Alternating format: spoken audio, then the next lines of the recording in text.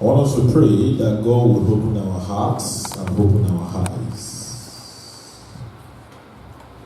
Lord, open my eyes and open my heart. I want us to pray that, Lord, have your way in our midst. In Jesus' mighty name we have prayed. Say after me, say, I believe and confess. I believe and confess. As I've been taught the word of God today. As I've been taught the word of God today. Say, my mind, you you be fruitful. will be fruitful. My spirit, My spirit, you be alive. will be alive. My spirit, My spirit, you be alert. will be alert. My understanding, My understanding, you produce result. Say, my body, my body, you be in health. in health. Say, in the name of Jesus, I'll be transformed. I'll be changed. I'll be charged. I'll be blessed. The devil will not hinder me. In Jesus' mighty name we pray. Father, we give you glory once again. We bring our hearts and ourselves before you this morning. And we ask that as we come to the climax of this service, Holy Spirit, move in the fullness of your power and move with the presence of your angel. Do what no man can do in our midst. We take authority over every impossibility of receiving and bringing forth fruit. 100-fold we demand. We take authority over such spirit. Go in the name of Jesus. Have your way without any hindrance. In Jesus' mighty name we pray. Clap your hands and celebrate God. I have a testimony to share with us this morning, and it has to do with our last healing service. Can we have the flyer of the next healing service on the screen, please? You remember there was this particular young lady.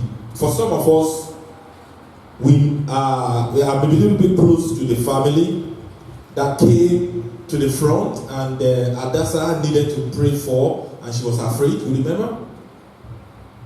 Okay, you need to watch the last healing service. And actually, she had a kidney problem. And since December that we had the healing service, I've not seen the mom. And to the glory of God, this Wednesday I saw the mom, and she told us one of the most staggering testimony I've had in a long time. And you know what happened? She had been slated for surgery for the kidney problem. And immediately we finished praying here, she said all the symptoms, especially around her chest area, vanished that day. And I actually believe God has healed her, but there was no way we could confirm. And the doctors actually did not actually believe, maybe. So the mom told us that actually they took her to the surgery, cut her up, and by the time they got there, they were wow, because there was nothing to operate upon. Clap your hands and celebrate this, Jesus. I want to let you know that the power of God is in our midst, and He's been healing, and He will continue to heal. And that's why this January also, I was discouraged after that particular healing service. Let me be frank with you as a human being. Because of what I cannot see that happened. Of course, there were a few things that happened that I was excited about. And then I was praying, and God said, the team should be a follow-up to the team of that last one, which is the same Jesus. Hallelujah. You know what you can do for God? Invite somebody that is sick. You know what you can do for God? Invite somebody that is sick that does not even believe in the name of Jesus. You know what you can do for God? Invite somebody that is sick that even believe in the name of Jesus. For we have this same Jesus, the same yesterday, today, and forever. Clap your hands and celebrate God. Secondly, you know why I'm excited also this morning? I want to give you another follow-up to a testimony I shared with you. Was it last week? It wasn't last week, it was 2 weeks ago. About the pastor of the church I used to pastor in Nigeria. You remember? And how he had acute ulcer. And I told you that when the surgery was going on, I didn't sleep.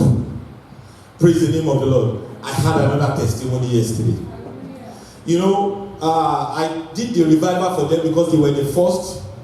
When I went to Nigeria, they were the first church I did the revival with. And after the revival, because it was my home church before, and I needed to, I don't know, I told you that I still do my accounting practice in Nigeria.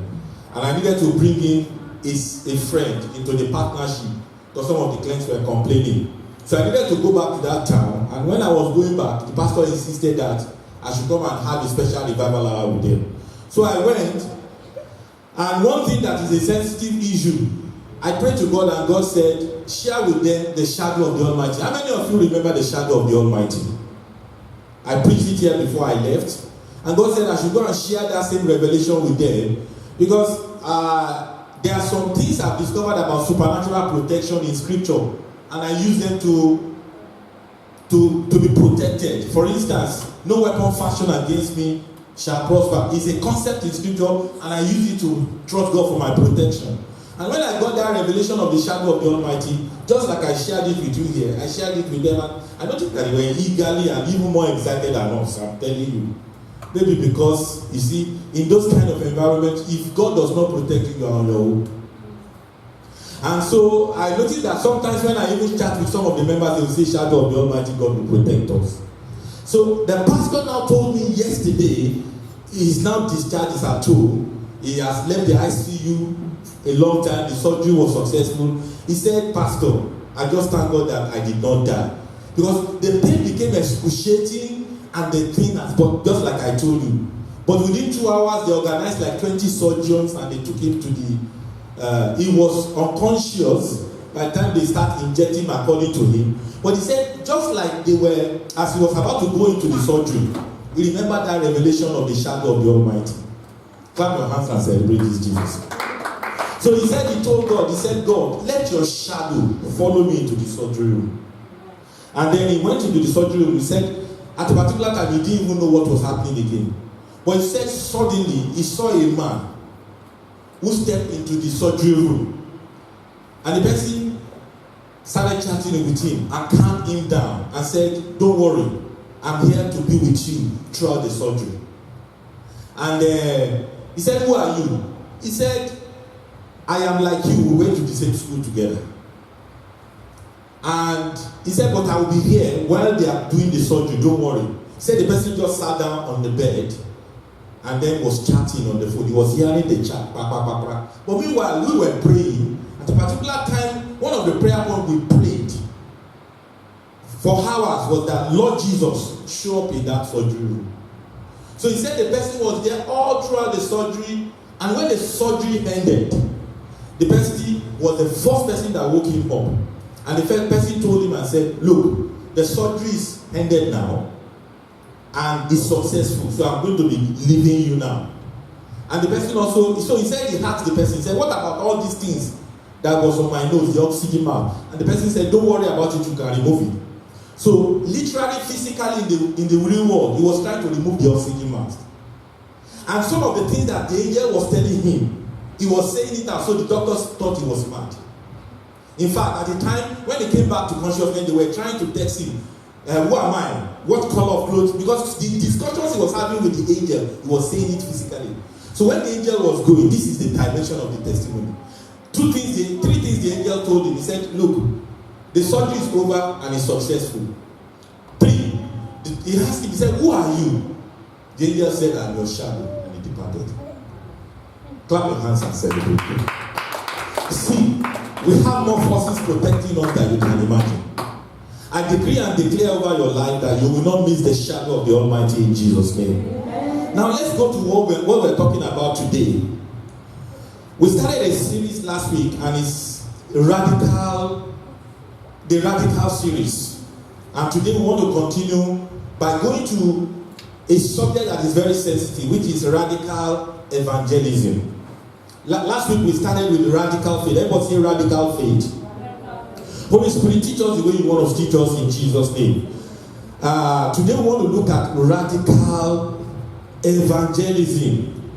Now, I want to give you a distinction before we start. Soul winning is different from evangelism. What did I say, church?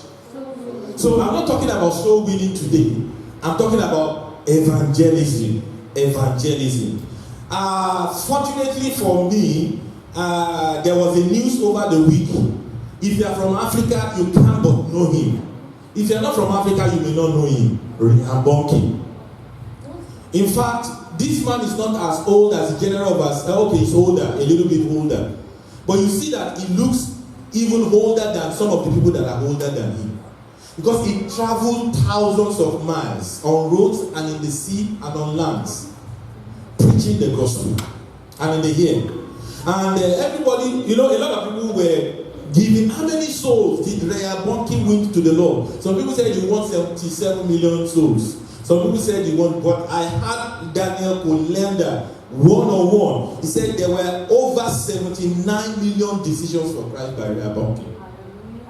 And when he died, because I modeled my life and ministry after him, a thought came to my heart, and this was my thought. Said today we celebrate past or dead evangelists like Reinhard Bonnke, who won 79 million souls in his lifetime. While I have no objection to this, in other words, I have no objection to the fact that we celebrate our past spiritual heroes. However, we must remember that some of the converts are long dead. Are you with me? Reinhard Bonnke came to the city where I was born over 30 years ago. That was my first encounter with him at Liberty Stadium in Nigeria. Now, some of the people that got born again then, are you sure some of them are still alive? That's why sometimes they wait for generational gap.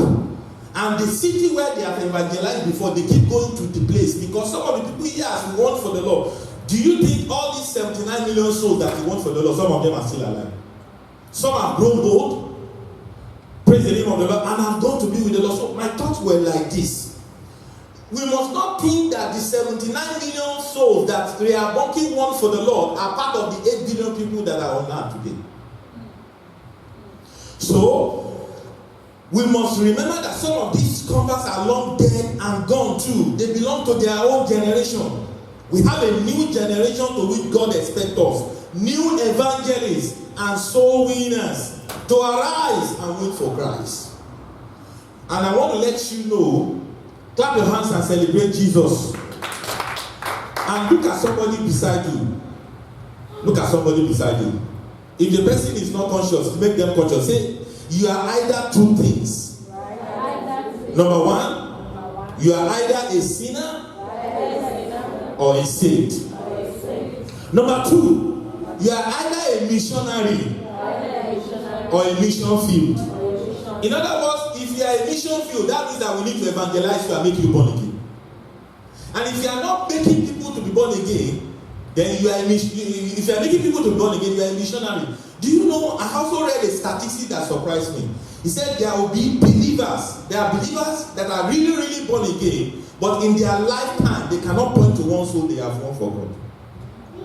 And the statistic also told me that there is possibility that you can be a born again Christian and you will live all through life and you will never have won somebody for Christ.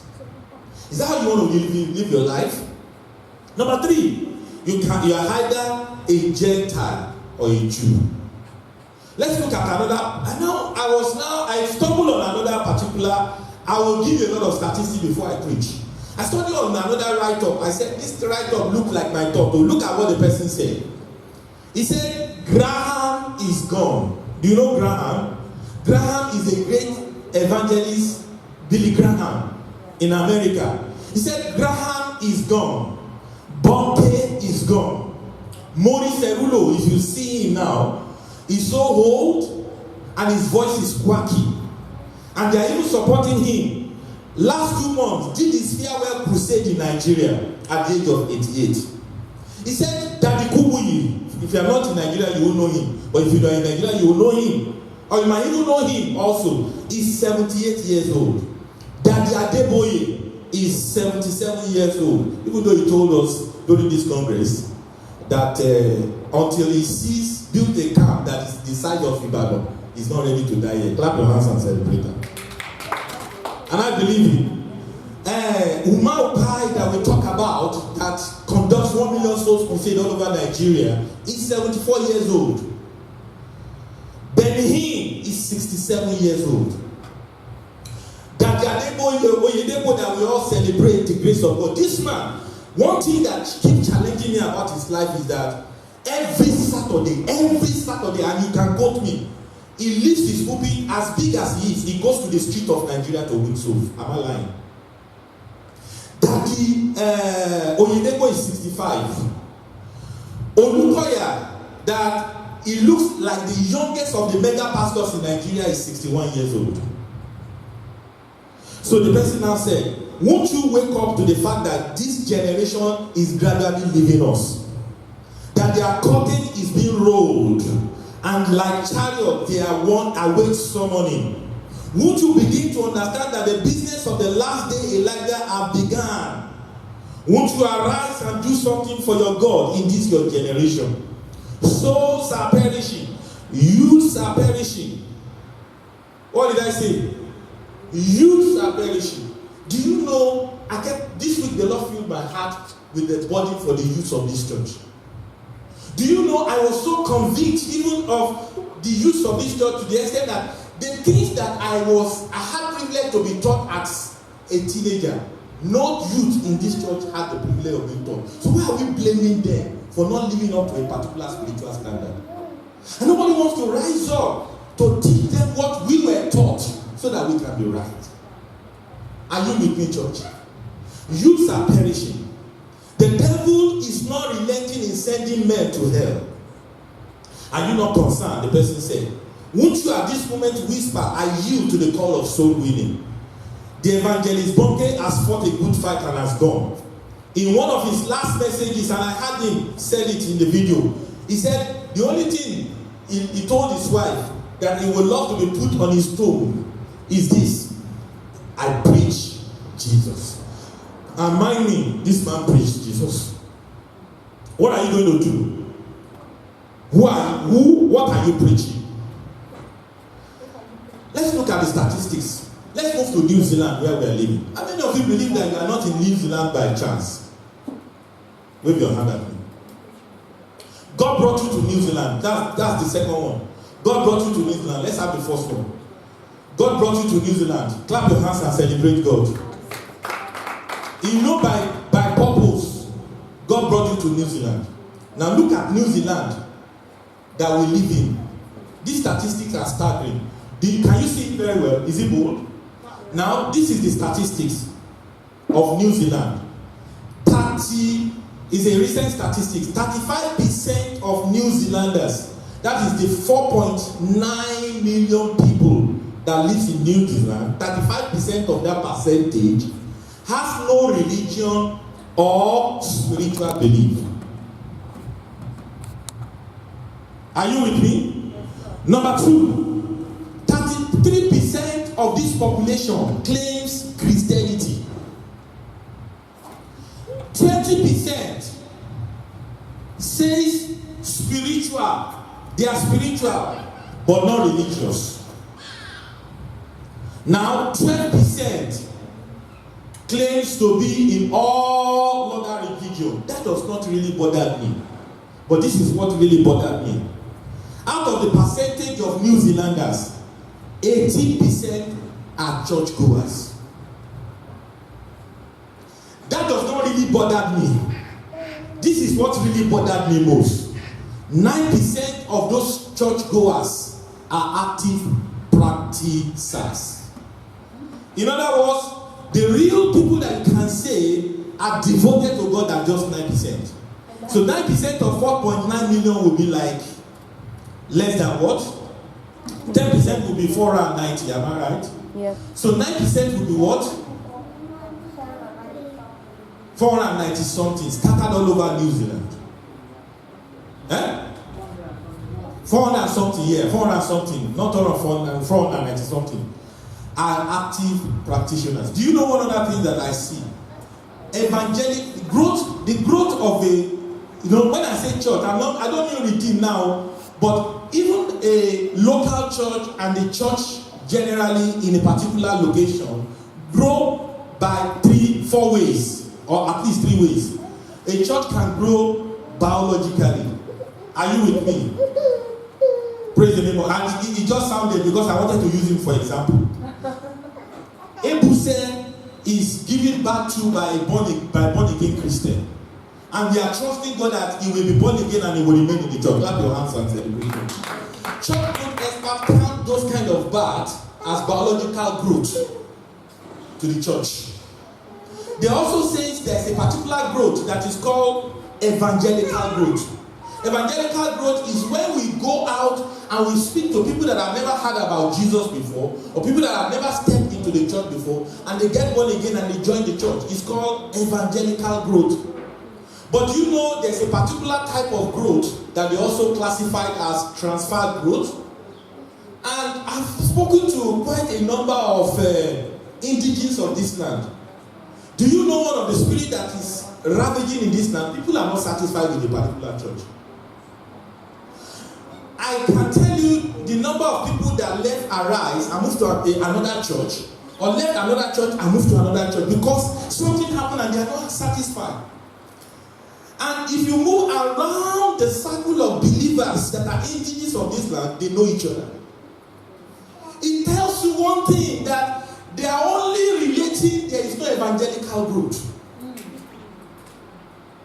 They are only transferring from one church to the other because they want political correctness and they want everything perfect finito. And if the pastor does not fit into the mode of their mind, or the church system or the church structure does not fit into the mode of their mind, they leave that particular church and move to another church. That's not the solution to the kingdom of God.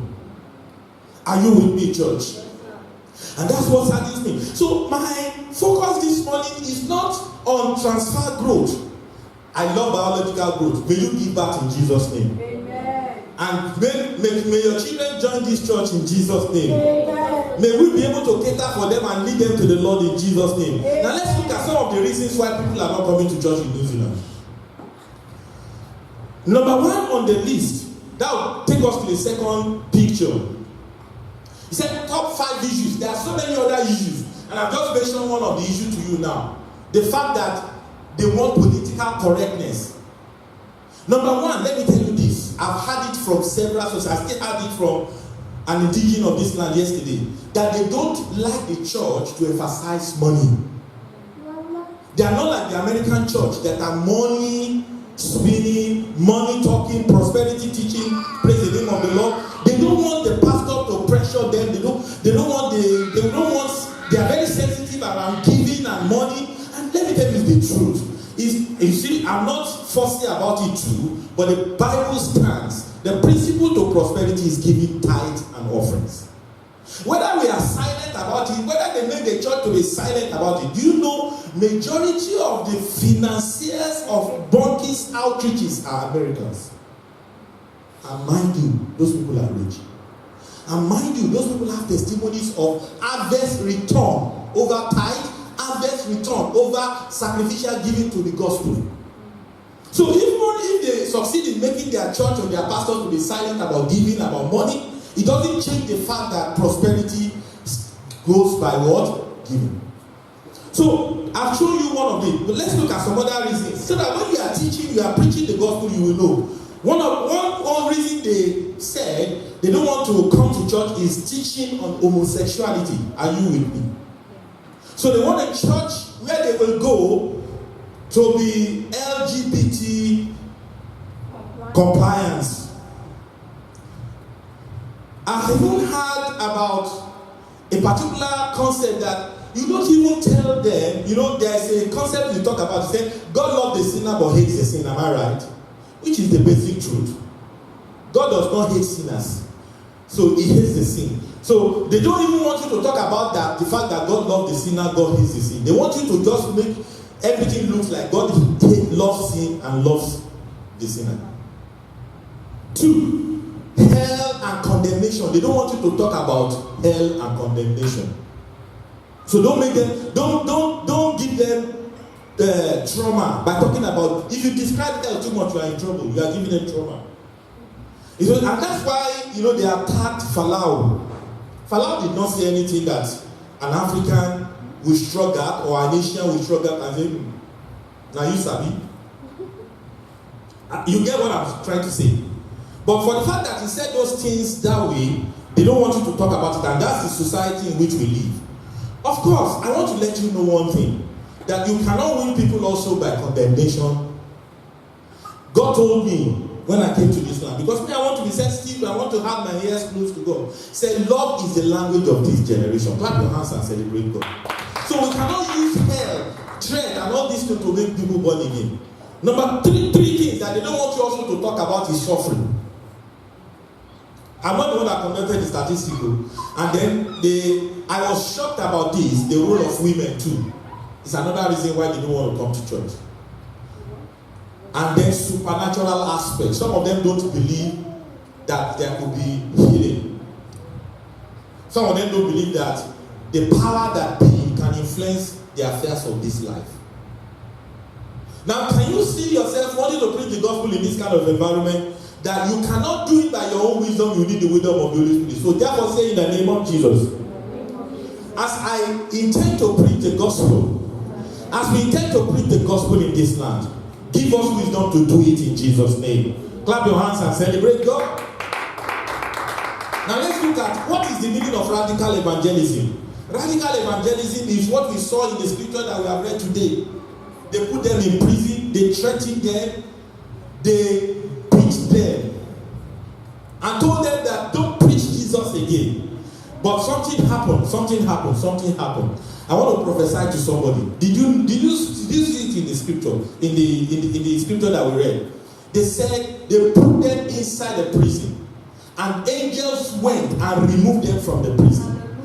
And that they sent people that put them in this prison to go back to the prison. And the people came back with a testimony that the prison we saw shut, as we put it, and guards were in front of the prison. But the people we put inside the prison were not inside the prison. There's somebody under the sound of my voice who is a soul winner. There's somebody under the sound of my voice who will become a soul winner. The prison that men push you into, by the time they come looking for you, you will not be there. Amen. The prison may be shut, but you will not be there. Amen. Financial prison, you will not be there. Amen. Academic prison, you will not be there. Amen. Marital prison, you will not be there. Amen. Limitation prison, you will not be there. Amen. Generational impossibilities, you will not be there. Amen. If you are the one, come on, shout, I'm coming out of the prison. I'm coming out of the prison. Use your seed as we approach 2020. There's your seed of preaching the gospel as a seed that every prison must pray for you.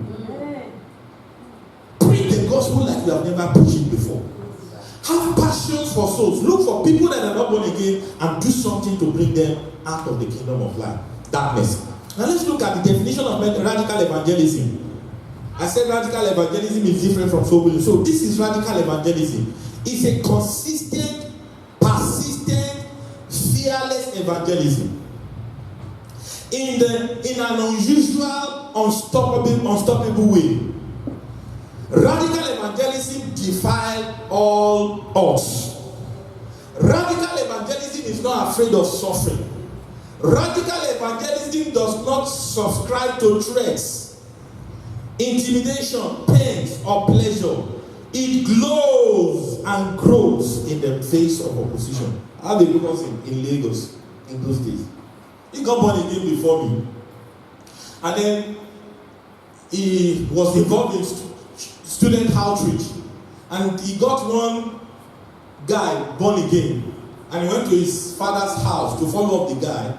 And when he got there, he thought that it's only people that got born again in those days. You know why some of us don't get slapped these days for preaching the gospel?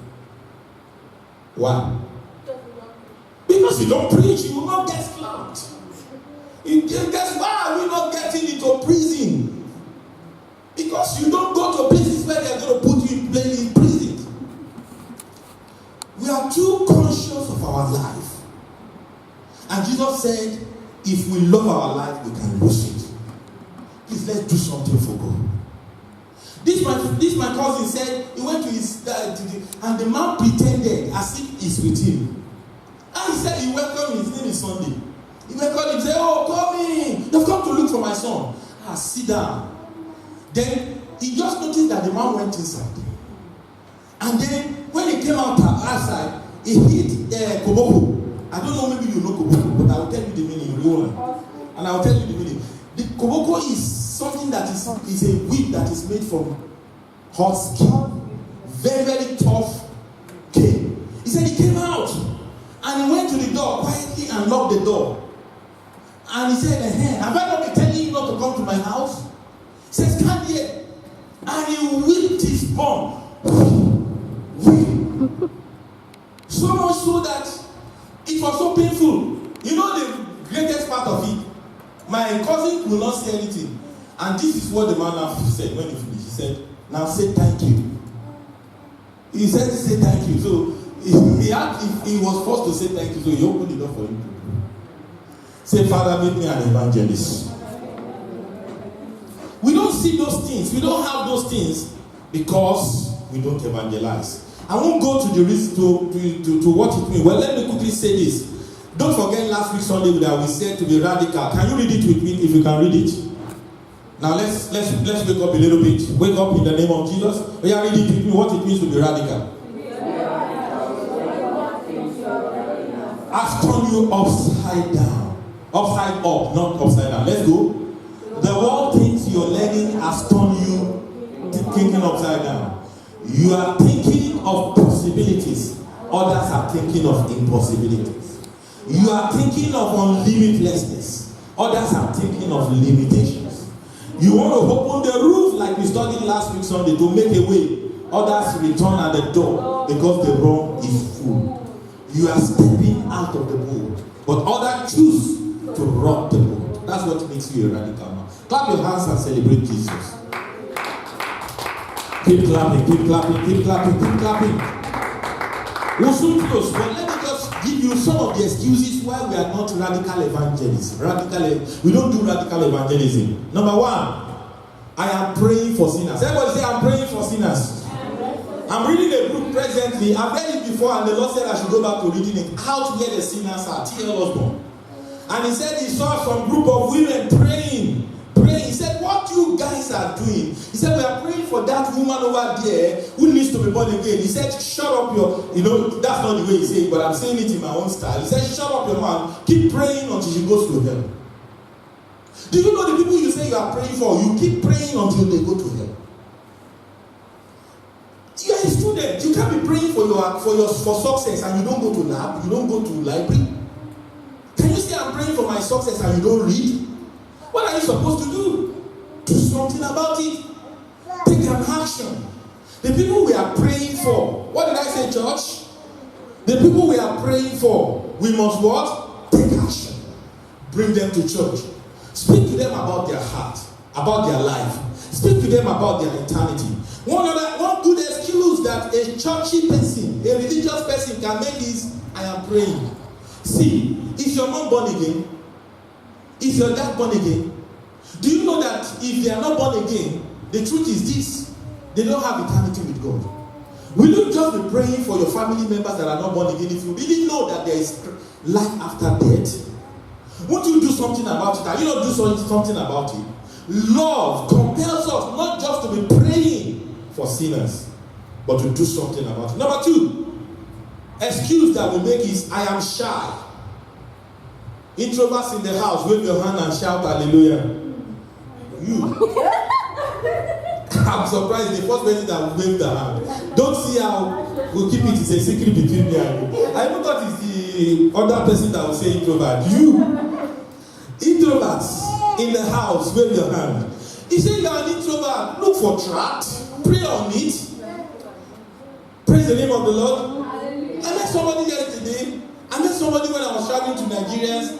He's an Australian man, and he told me he doesn't believe God. I engaged him in discussion, and I asked him to go and watch Lee Strobel's story, A Case for Christ. There are so many things you can do, so many styles you can use to preach the gospel to people. You can share a tract with them. You can tell them to go and watch a film that you know talks about how to be born again. Praise the name of God. Clap your hands and celebrate God. Some say, Lord, make me a radical Christian. The third excuse that we make is what if. All the what if that is not making you to go out, may God destroy it in Jesus' name. Amen. The first one is, what if I am arrested? How many people are arrested these days? How many people can be prosecuted for preaching the gospel in New Zealand? The worst is they will stop you from your job, but they can't stop you from your destiny. Don't be afraid. If they stop you from that job, God will give you something better. We say, what if I am abused? What if I am rejected? What if they don't even speak to me again? What if they don't laugh at me? Will all these excuses amount to neglecting to preach the gospel to them? Another reason is we say it is not my calling. They say I'm not an evangelist. Look at 2 Timothy chapter 4 verse 5. In Matthew chapter 6 verse 16 verse 15 it says, go ye into all the world. He that believeth is to go ye. So evangelism is all believers ministry. All believers ministry. But look at 2 Timothy chapter 4 verse 5. Perhaps you are saying I'm not an evangelist. Of course, I agree. Not all of us are called to be evangelists. Praise the name of the Lord. Are you there? Yeah. But let's read it. Let's read it together, church. 1, 2, go. But watch thou in all things. Endure affliction. Do the work of an. Does he say evangelists do the work? He said, even though you say I don't have the calling of an evangelist, you can do the work of an evangelist. Come on, say I can do the work of an evangelist. Even though I am not an evangelist. Praise, clap your hands and celebrate God. I just do that to keep us alive. Let's look at the characteristics of radical evangelists. And we saw that some of them in Acts of the Apostles chapter 4 and 5 that we read this morning. Number 1, in Acts of the Apostles chapter 1 verse 8, he said, and ye shall receive power after that the Holy Ghost is come upon you. Can I tell you, church, Holy Ghost baptism is not just to fight witches. Holy Ghost baptism is given to you to preach the gospel. I got baptized in the Holy Spirit December 15, 1989. For the first time in my life, December 16, 1989, I preached in a taxi. I used to be afraid. I used to be shy. I don't know where the boldness came, and I started speaking in the taxi. Praise the name of the Lord. When you get baptized in the Holy Spirit, it makes the fire of the Holy Ghost to be inside of you. It's called dynamite. Number 2, characteristics of radical evangelists. They are fearless and they are bold. That was why they saw illiterate Peter being bold. Did you notice that every time they bring them before a council, rather than defending themselves, they will preach it to the council? Did you notice in Acts chapter 4, Acts chapter 5? Rather than saying, this is the reason why I preach. No, they started telling them that it is Jesus that you rejected. It is Jesus that you killed, that we are preaching to the people. And you too can receive him. They were fearless, they were bold. The Bible says in 2 Timothy chapter 1 verse 7 that God has not given us the spirit of fear, but of boldness, but of love and of sound mind. Number 3 things that we saw in the life of radical evangelists is that they have this, there's a mistake there. They have this absolute obedience without questioning God. In Galatians chapter 1 verse 16, Paul the apostle says, when I saw the heavenly vision, when I saw the eternity for the unsaved, he said, when God showed me the vision of going out to reach to the lost, he said, I conferred not with flesh and blood. I didn't have question, I didn't have discussion with flesh and blood. I just jumped into what God was telling me. I charge you in the name of Jesus Christ, do what God is asking you to do.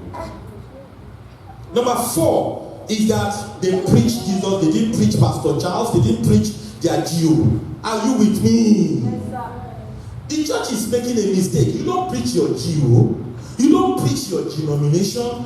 They preach Jesus. Acts chapter 5 verse 42. Go and find it out. They preach the resurrection and they preach Jesus. Acts chapter 8 verse 12. What did they do? They preach Jesus. Acts chapter 8 verse 35. They preach Jesus. Acts chapter 9 verse 27. They preach Jesus. Acts chapter 11 verse 20. They preach Jesus. Jesus only is our message. Jesus all in all we see.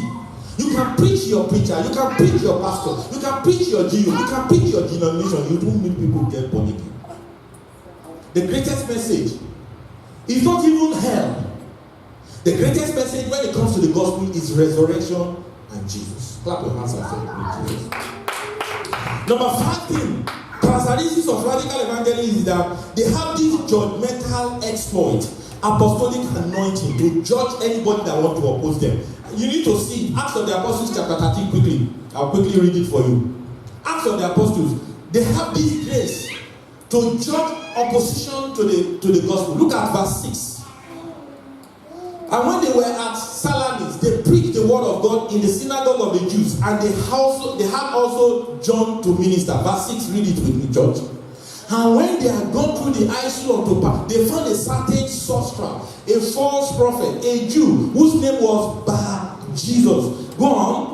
Which was with the deputy of the country, Sergius Paulus, a prudent man, who called for Barnabas and Saul, and desired to hear the word of God. Verse 8. But Elymas, by demonic means, by sorcery, for so is his name by interpretation, withstood them, demonically seeking to turn away the deputy from the faith. I decree and declare every demonic force turning people from the faith in this land, we bind them. Amen. We command them to be blind in the name of Jesus. Amen. You know, I won't read it, I'll paraphrase. When Paul saw it, I read this scripture so many times that I can quote it from my heart.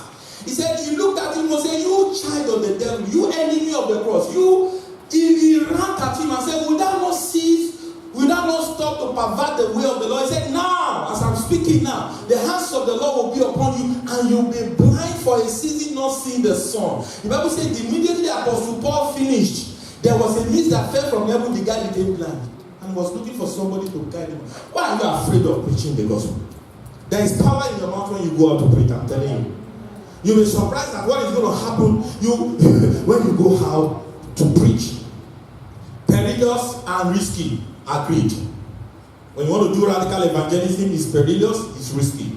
When you want to do radical evangelism, number 7, it will produce radical results. Radical results. Number 8, when you want to do that radical evangelism, look at Acts of the Apostles chapter 20, verse 20. It is not inside the church, it is outside the church. Read it. Acts 20:20. Can we have it? Acts 20:20. Let's read it together. I want to go. And how I kept back nothing that was profitable unto you, but have shewn you and have taught you publicly and from house to house. Evangelism is publicly and from house to house. All other form of evangelism, friendship evangelism, marriage evangelism, children evangelism, youth evangelism, comes under what? Evangelism. Evangelism is evangelism. Can I have the choir? They must sing that song for us, and we must join them to sing the chorus. Lastly, radical evangelism. There will be miracle. You'll be filled with unexpected, unexplainable signs, wonders, and miracles. That's what happens when you do radical evangelism. Hallelujah. Are you with me? I said, are you with me? Let's rise up on our feet and say, Father, make me a radical evangelist. In the name of Jesus. Open your mouth and pray. Can we rise up like a soldier? Rise up like a soldier and say, Father, make me a radical evangelist. Make me a radical evangelist. Deal with my doubt. Deal with my unbelief. Deal with my doubt and deal with my unbelief. And perhaps you are thinking of evangelizing and you are hearing me maybe inside the house this morning, or you are hearing me online and you know. You see, you are still a mission field yourself, so you can't be a missionary. In other words, you are not born again, you are not saved. You can put your hand to your chest wherever you are, begin to confess your sin. That I don't want to be part of the mission field again. I'm confessing my sin today. I'm coming out of my sin today. I'm accepting Jesus Christ. I'm accepting that He died for me and that He rose for me and He rose for my justification. Can you just do that? If you're hearing me maybe online, you're in the service this morning, put your hand to your chest and begin to confess your sins. But if you know you are born again, raise up your hand and say, Father, let your fire fall on me and make me a radical evangelist. That in the midst of pain, let me evangelize. In the midst of pleasure, let me evangelize. Lord, help me to use evangelism as a seed for the manifestation of the testimonies that I'm expecting. You can use evangelism as a seed for the manifestation of what you want God to do for you.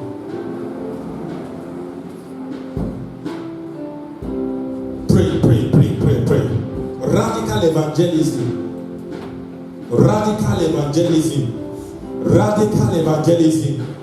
Let everyone begin to pray. Let everyone move his mouth. Let everyone talk from his heart.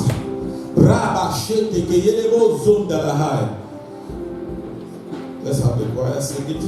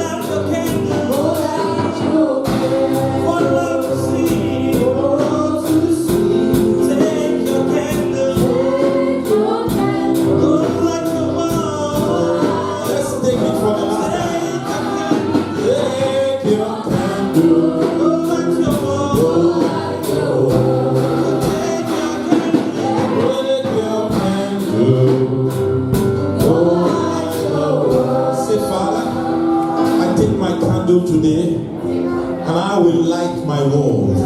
I will let everyone that is not safe around me know that Jesus died for them. Give me grace and make me a radical evangelist. Let me do it in the face of threats, opposition. Let me not be afraid. And if you are not born again, say, Lord Jesus, if you are hearing us online, I'm sorry for the way that I've lived. I confess my sins today, and I come back to you, Lord. Accept me and make me your child. In Jesus' name we pray. Hello everyone, thank you for listening to today's message. We hope you've been blessed. Please don't keep it to yourself, share it with your contacts, and don't forget to like and subscribe to this YouTube channel. Stay blessed.